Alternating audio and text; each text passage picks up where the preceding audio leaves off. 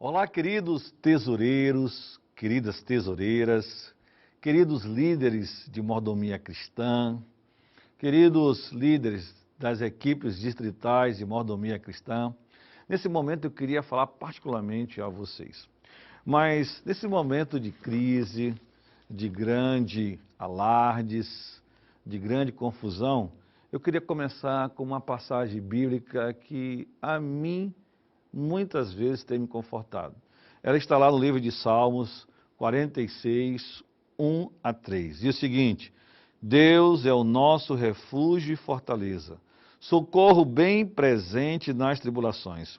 Portanto, não temeremos, ainda que a terra se transtorne e os montes se abalem no seio dos mares, ainda que as águas tumultuem e espumugem, e na sua fúria os montes se estremeçam. Vejam que essas são palavras que dizem que Deus, ainda que muitas coisas ruins aconteçam, Deus está com o seu povo. Mas, diante das crises, a gente tem visto que muitas pessoas têm procurado tirar proveito de maneira negativa. E você sabe quem é o maior interessado nesse momento de crise e impedir o avanço da obra do Senhor? Você sabe muito bem, Satanás, o arqui-inimigo de Deus, o grande adversário de Deus.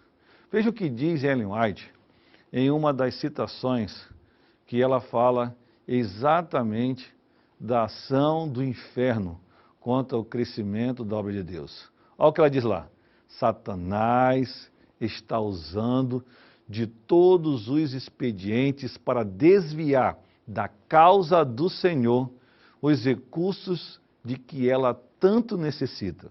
Muitos estão ligando seus talentos financeiros a empreendimentos mundanos, quando a causa de nosso Deus precisa de todos os fundos para promover sua verdade e glorificar o seu nome. Testemunho para a Igreja, volume 7, página 295.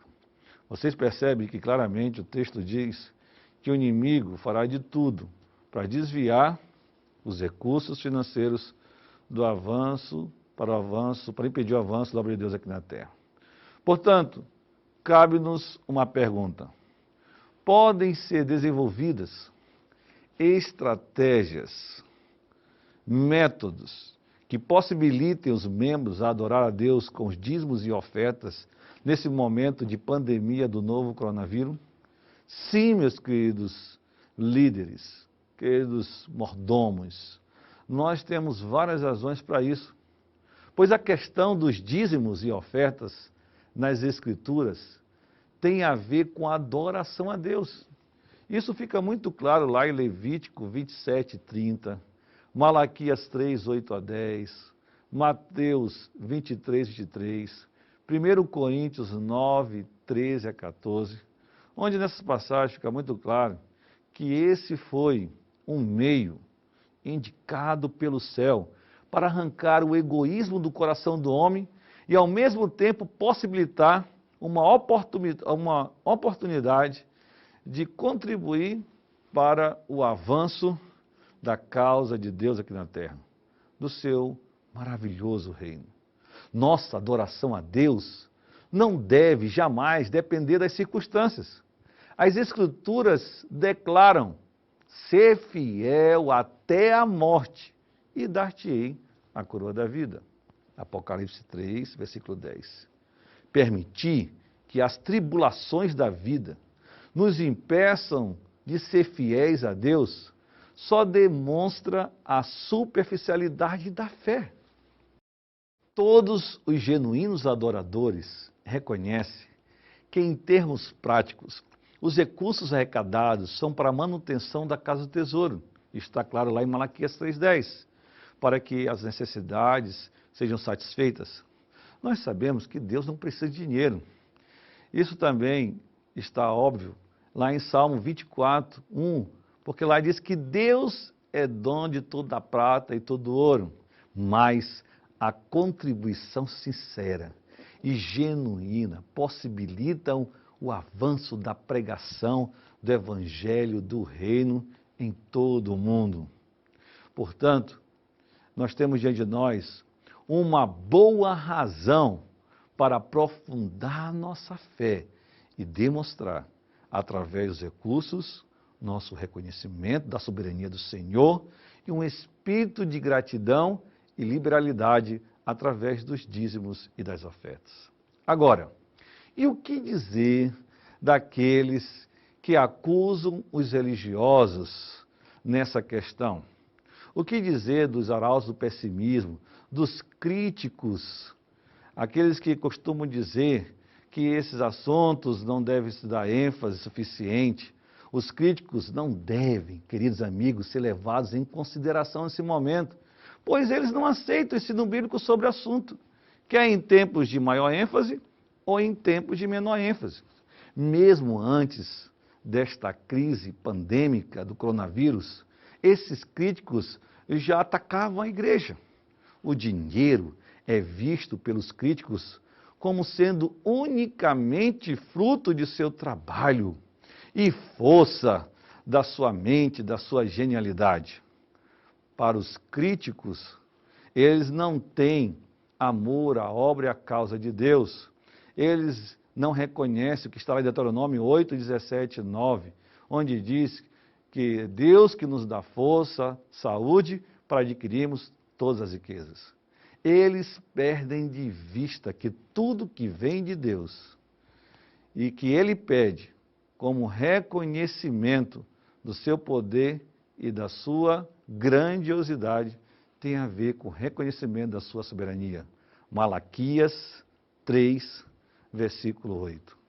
Portanto, nesse momento, eu quero dizer a você, não permita que os descrentes atrapalhem sua prática de fé.